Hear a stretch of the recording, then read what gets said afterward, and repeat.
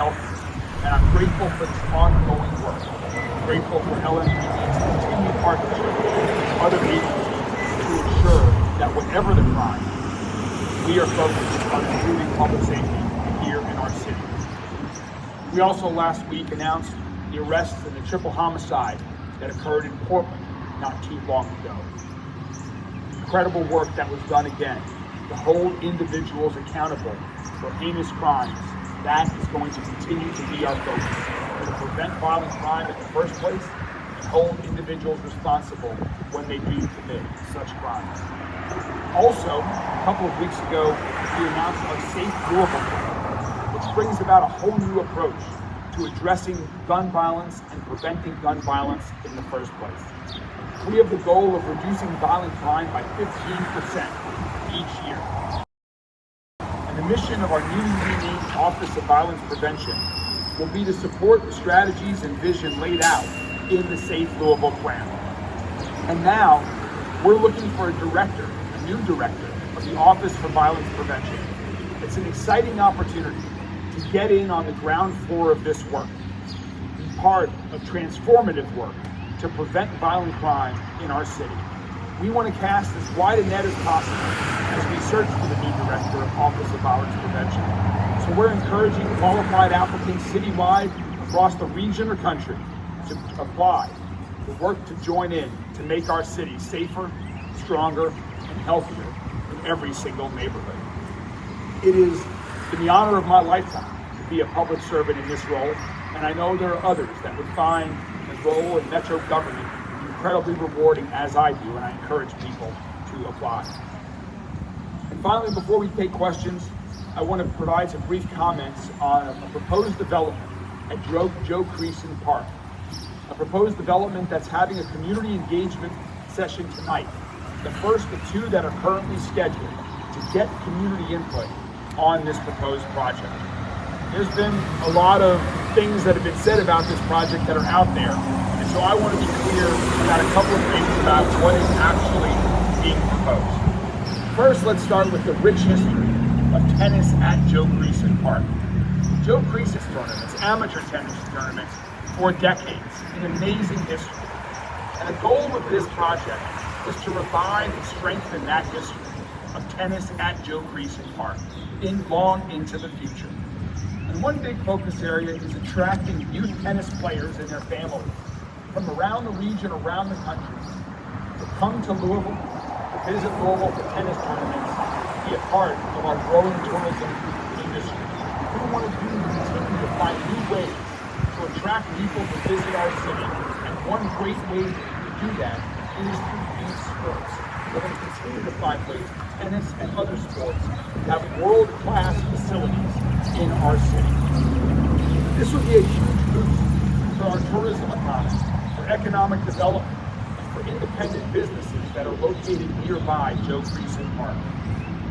And just like the exciting tennis courts that are being replaced, this facility will be open to the public, and people will be able to rent the courts for a small fee, just as they are now. That will not change. There will still be public access to the tennis courts at this proposed facility. And the majority of Joe Creason Park will remain untouched. As you all know, I love to run. Joe Creason Park, I've had some great runs in that park.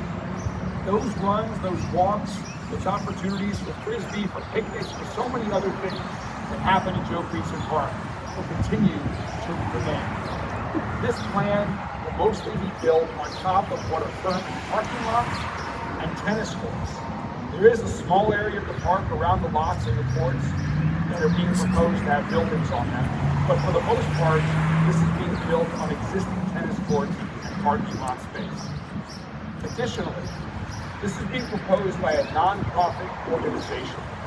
This is not a for-profit initiative. There's been a new 501c nonprofit organization called Kentucky Tennis and Pickleball Center that has been formed to lead this initiative. So again, this would be a partnership with Louisville Metro government and a nonprofit organization. And Louisville Metro government has similar arrangements like this that long predate me becoming mayor. Like with Lou City and and a training facility and soccer field inside Champions Park along River Road. A very similar proposed arrangement here. So the opportunity to improve facilities, to attract people to our city, to continue to maintain the quality of this park are all reasons why I've been supportive of this initiative. I'm also incredibly supportive of listening to our community.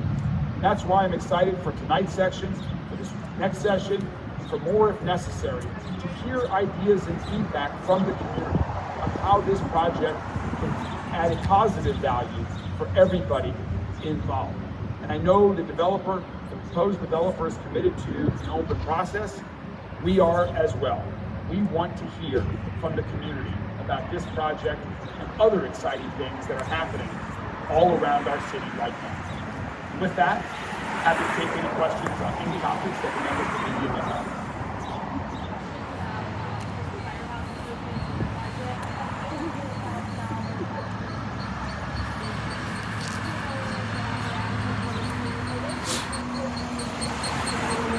Yes, and also when it comes to this facility also, we're proposing to fund the new firehouse to replace Engine 23 over the next 2 years. So half is proposed in this year's capital budget, and the additional half will be proposed in next year's budget. Chief, are there other things about those other line items that? So those two line items are pretty much the normal. So that 800,000 is for our typical year-to-year for just maintenance, facilities, all the things that we need to keep all of our stations. We have 21 stations with 26 companies. We also have a couple of other facilities like our shop. So that $800,000 will go to that. That additional $3 million is to go towards the building. Right, do you guys believe that's enough to That's enough to get it started. So there's a lot that's going to go into that. You have architectural design, you have land procurement. Obviously, the city has a lot of land. We are working with a computer software program that will help us make sure that we have the exact right spot. If we move this station even just over there, that will affect the response for the Portland firehouse, because it's an entire matrix. So we're working with this company to make sure that the spot that we have is going to be the best possible. Just to clarify on that question, we do believe that the combined $6 million, $3 million this year and $3 million next year, that combined $6 million will be enough to pay for the all-in cost of the new firehouse. Chief, why this company and not some of the 100-year-old stations? Specifically because this company in the year 2025, this station cannot accommodate females. And that's just unacceptable in our current day and age. We've got, and like I mentioned earlier, I invite you to some of those older ones that are old that we've updated.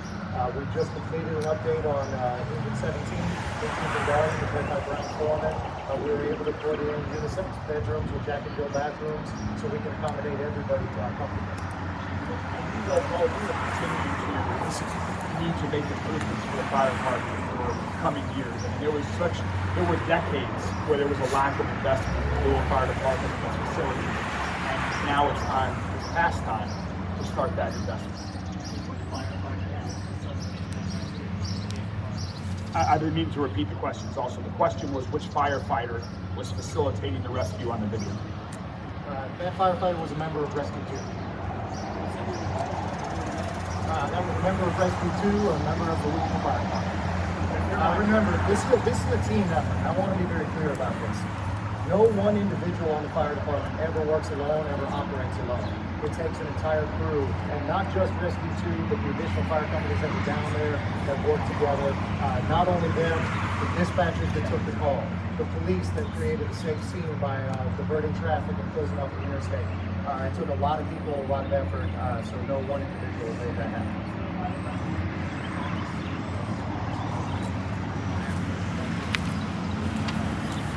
Actually, I think myself and Captain Sims were probably the only ones that were on scene. That particular crew works tomorrow. But I also have Major Weber here, who is our special units coordinator that handles all of our technical rescue. So if you have questions about specific to technical rescue, we can certainly answer those.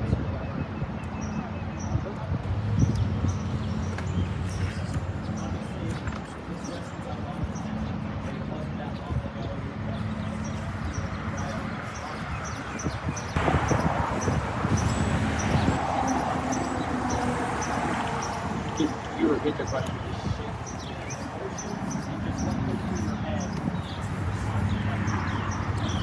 Well, we members train for not necessarily all scenarios, but the training that they do helps them adapt and use the equipment in many different ways. So they just fall back on their training and trusting the other members that they are with to complete the task. Amazing work by our members.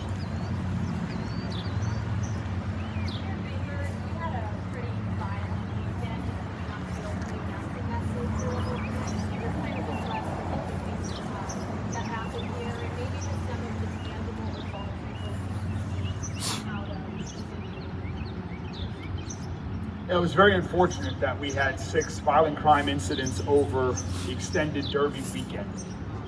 That is very unfortunate given how great Derby weekend was for the rest of our community. But certainly for the individuals that were victims of those 6 violent crimes, their families and their friends, they had a very different Derby weekend experience. And that's what we're looking to prevent. In 4 of those 6 cases, we already have identified all individuals involved. Many arrests have already been made with respect to that. With respect to the 2 crimes that we do not yet have suspects involved in those crimes, I encourage people, if you were at or near the Kroger parking lot, 28th and Broadway, around 2 a.m. on early Saturday morning, please call 574-LMPD, call Crime Stoppers. You can report what you have seen anonymously. That homicide took place just feet away from where LMPD officers were. When those homicides took place at 2 a.m. on early Saturday morning, LMPD officers were in the process of clearing the parking lot. I've seen the video, I've heard the gunshots, and it just shows that that happens. Can happen anywhere at any time. And so we will continue to work that case to hold the individual or individuals responsible accountable for that. The goal of Safe Louisville is to prevent violent crime, to prevent this type of gun violence. And through some of the programs that the Office of Violence Prevention is going to be focusing on over the coming years, maybe the individuals that pulled the trigger over this past Derby weekend would have had a different path in life, that wouldn't have gotten to that point where they pulled the trigger. That is the goal, to prevent people from being in a situation where they decide for whatever wrong reason to use a gun.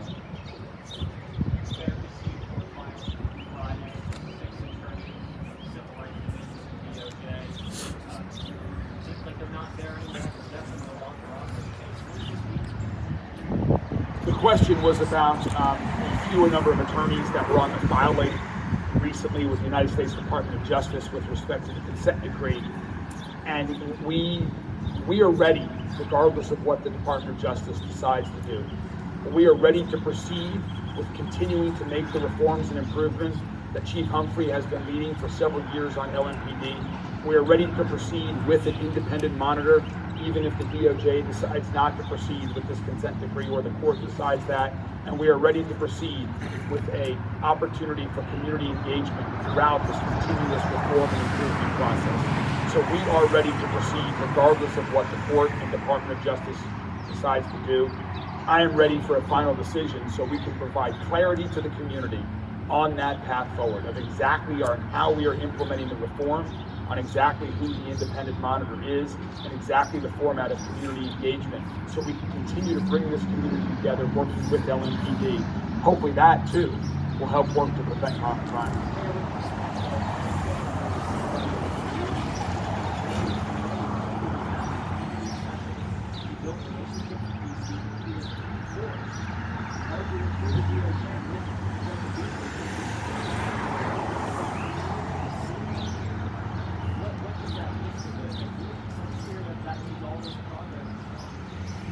The question about is what does it mean when someone like Paul Killebrew is no longer part of the team, who's been in this community, who's working with us directly.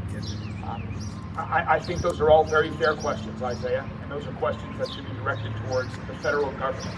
What I can tell you as mayor of this city, as leader of local metro government that includes LMPD, is here in Louisville, regardless of what this administration, regardless of what the U.S. Department of Justice decides, regardless of what the federal judge decides, Louisville Metro government and LMPD will continue to work on reform and improvement to LMPD.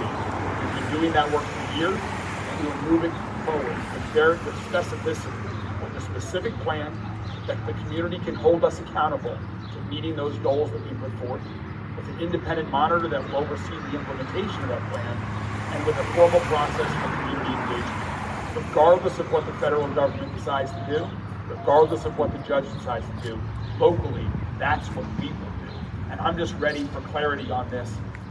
It's time for a decision to be made at the federal level so that we can give this community clarity.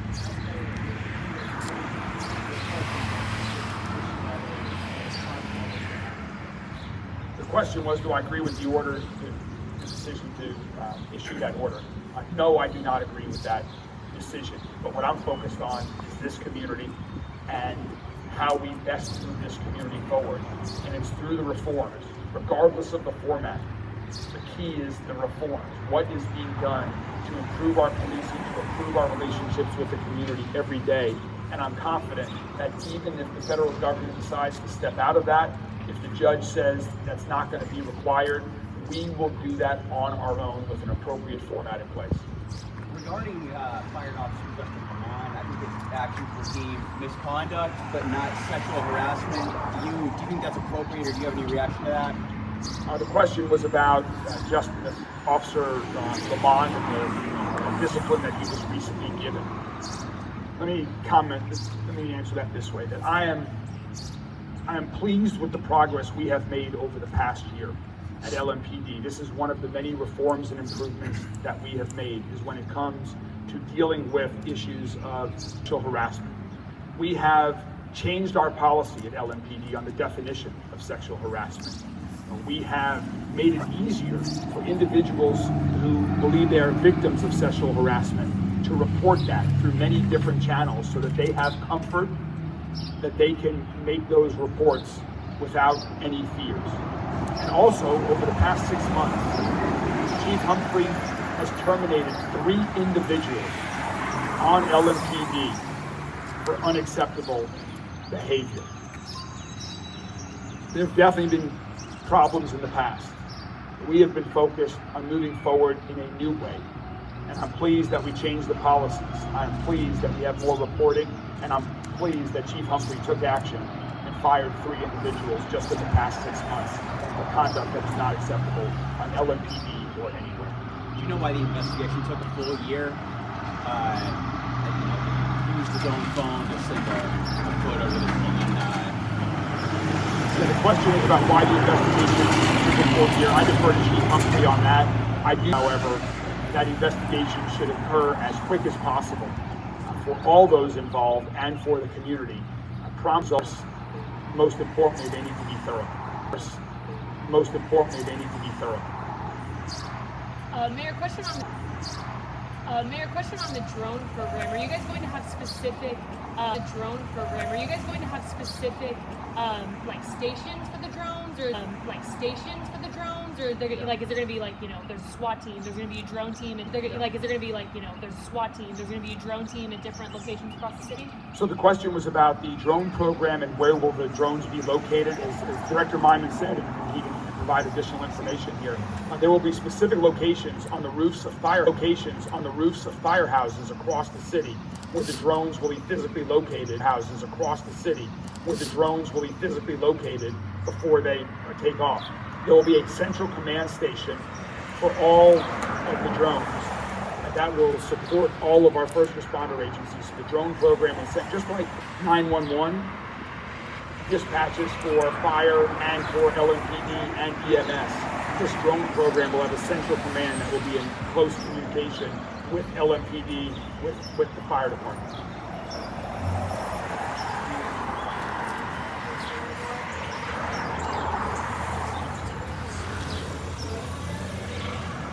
Yeah, the question was, I mentioned that I had spoken with Kentucky Secretary of Transportation, Jim Gray, about I-65 South, and just focus on safety for all of us to revisit that and see if there's additional answers that we can do. You know, we're looking into, first of all, the cause of these accidents that did occur. Was it related to weather? Was there driver issues? You know, why did they happen? But then also, given the number of accidents that have occurred there, are there things that we can do to improve the safety? Is there improved signage that we can make? Do we need to change the speed limit? And so we're right now, our public works team is going to be in conversations with KYTC, who's in the lead role, overseeing that stretch of highway in our city to make determinations over the coming days and weeks. We'd like to make some decisions quickly on that. Safety is, of course, of paramount importance. As far as the consent decree, is that RFP, RFA to become an independent monitor still open, or is it closed? No, that was closed several months ago as a result of the changes that were occurring with respect to the new administration. Should it not be signed as you move forward? Will you be moving forward as it relates to that document, or a new document, or the reforms as a... Yeah, I will say what I said in response to Isaiah's question earlier. I'm committed to a very specific plan on reform and improvement that we will provide to the community. I'm moving forward with an independent monitor and having a process for community engagement. We are ready to go if and when the judge or the U.S. Department of Justice makes the decision. Until that point in time, we are still advocating for the existing consent decree to be approved by the federal judge. If that doesn't happen, we're ready to go. I'm hopeful we can get clarity on that sooner rather than later. That's what the community deserves, and that's what we want to provide, is that kind of clarity. One more question, if there is one. All right, well, thank you all very much. Have a good day.